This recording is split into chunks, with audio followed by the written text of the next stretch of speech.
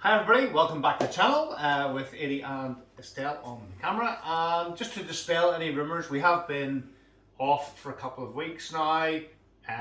Estelle has not eloped with Rupert. You haven't, honey? No. You still here? Still here.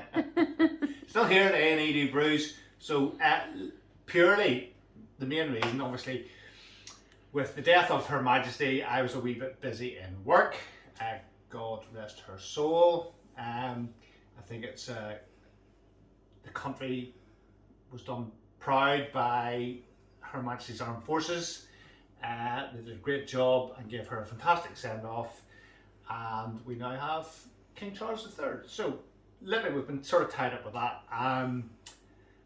We got back brewing again. So we've had. I'm just finishing off. And I'd like to point out that Adrian has received his tooth. Got my tooth back as well, so that's why I've been out of action as well. So sort of a culmination of things. Yes, tooth, queen, various things. But yes, we're now back brewing, and welcome back everybody. It's great to see you all again.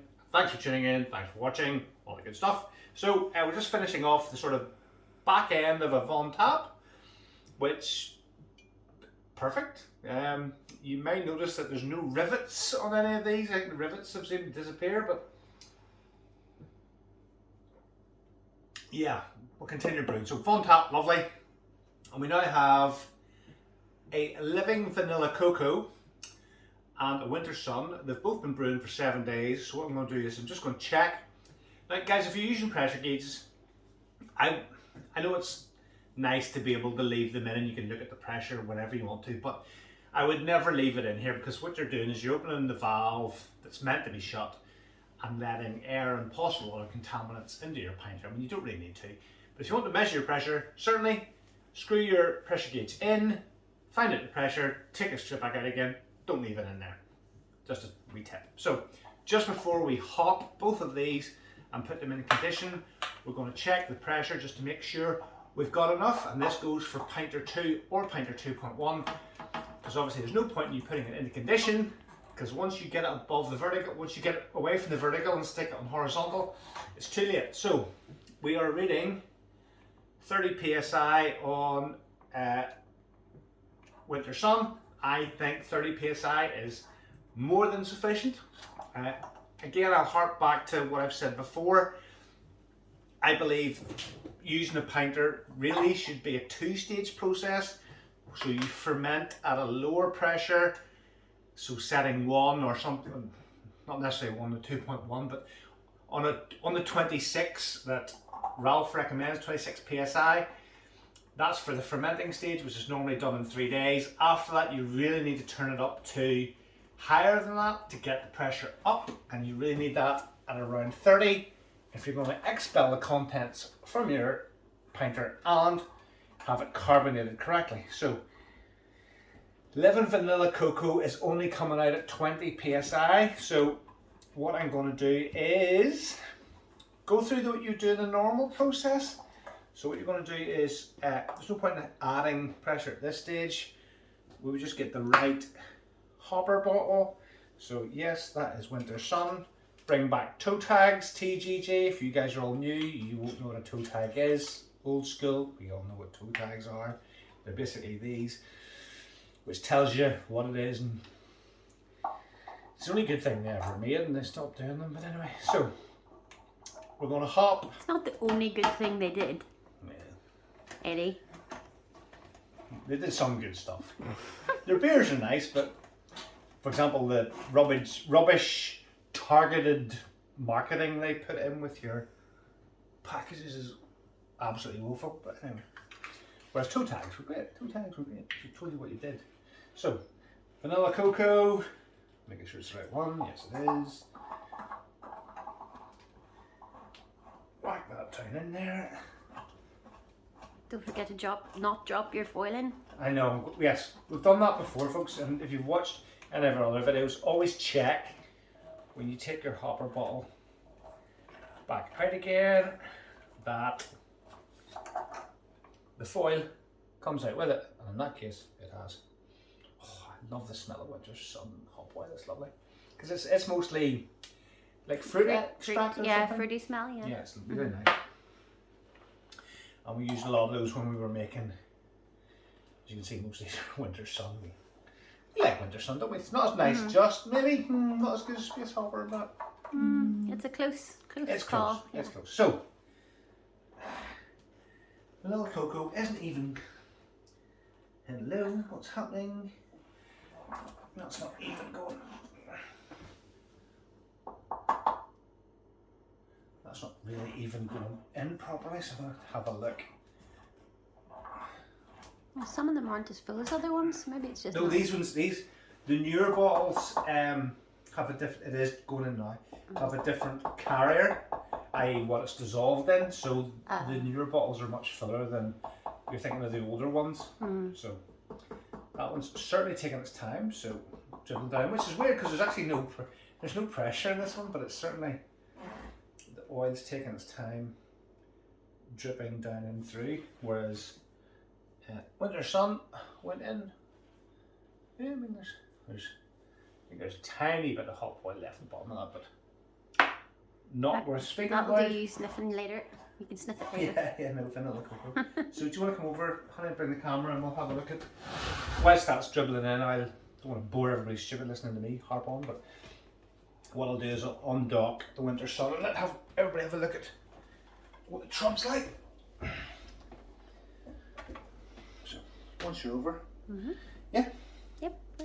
1, 2, 3. So a good, yeah, that's a good resounding pop off that, which is what it should be, especially if it's at 30 psi. Doesn't seem to be too many issues. I'll give that a wee dry off, but yeah, there's a nice fizzy trub. That's a sort of standard what you would expect from Winter Sun. So that's all good. I'd always give it a nice cleaning around there. You don't want to attract any beer flies into your house. Bar flies. Like beer flies, bar flies, little fruit flies. If you brew, you know what they are. But yeah, give that a wee clean up, and then we'll stick the 2 plates on it, and that'll be that. So we're still not completely done on. I wonder why that's taken so long. Sorry Unless for I've got a slightly dicky valve, which is always a possibility with Pinter. I mean, it is going down in, but so yeah, guys, if you are having any difficulties at home, please get in contact with Rupert in our A&E department. And A&E department? That's not the right thing. R&D. Research and development. R&D, not A&E, because we're A&E brews. It's a completely different. So yes, get in touch with Rupert in R&D, and he will get back to you. He will not send you an automated message saying, "Thanks for getting in contact with us. We're never going to speak to you ever again." Some other companies. But there has been a lot of people commenting on how good their customer service has been. Reaching out to they've people. won lots of awards recently. But reaching out to folks and asking them how they. I think it seems to be a bit of a conspiracy. No, a bit of a mixed bag at the minute with TGG. I mean, back in the day, you guys will all know, back in the day, it was open all hours. I mean, there was never a moment you couldn't get the customer services team, but now they're 9 to 5, Monday to Friday, maybe. We had a bit of the executive burnout, maybe. Eddie? So these are only my own personal opinions, honey, as you know. So, come on, bloody thing. So yes, that should be it. I mean, I'm going to give that that'll do it. And then I'm going to show guys what I'm going to do. So, take that out there. Yeah, there's still a bit left. No. Aye, yeah. See, it didn't. Smell that. That smells like. That reminds me of ski trips back in the 80s. Whenever everything was coconut. Remember that, honey? Well, I was only born in 1980, so. Oh yeah, rub it in. I wasn't away skiing when I was. Rub it in. 10. Late 80s, obviously. So, personally, I don't think there was enough pressure in this. So what we're going to do is, you guys, if you've watched the video before or our channel before, you've seen me use this gadget before. But whilst it's vertical, now it's good time to add your CO2 if you've got any. So let's take that up.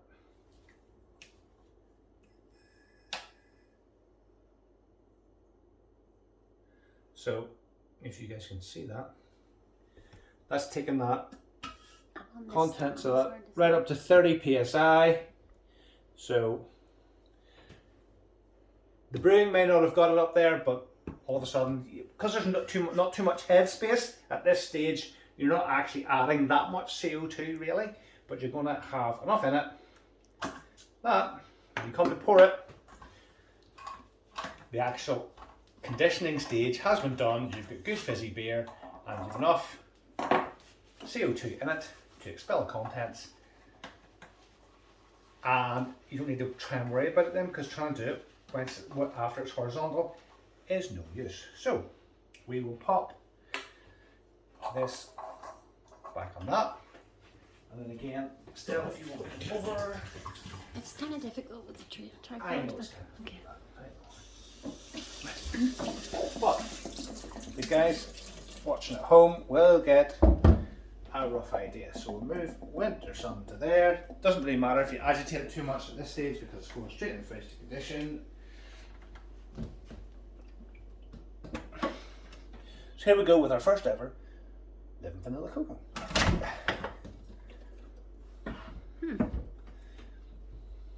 That's quite good. Yeah, it looks okay. Have a sniff. I'm not a trub drinker, some of you guys are, but yeah. It's a porter. I've never had a porter before. We've obviously done dark matter, but we'll clean this up. So guys, thanks for watching. We're going to leave that there. I'm going to come back to you in a week's time for tasting of both. Give it plenty of time to condition in the fridge. If you do have any comments or anything you want to chat to us about in the meantime, either to myself, Estelle, or indeed the wonderful Rupert, please do drop us a line and we'll get straight back to you. Thanks for watching. Like, subscribe, any new brews. Good to see you guys all again.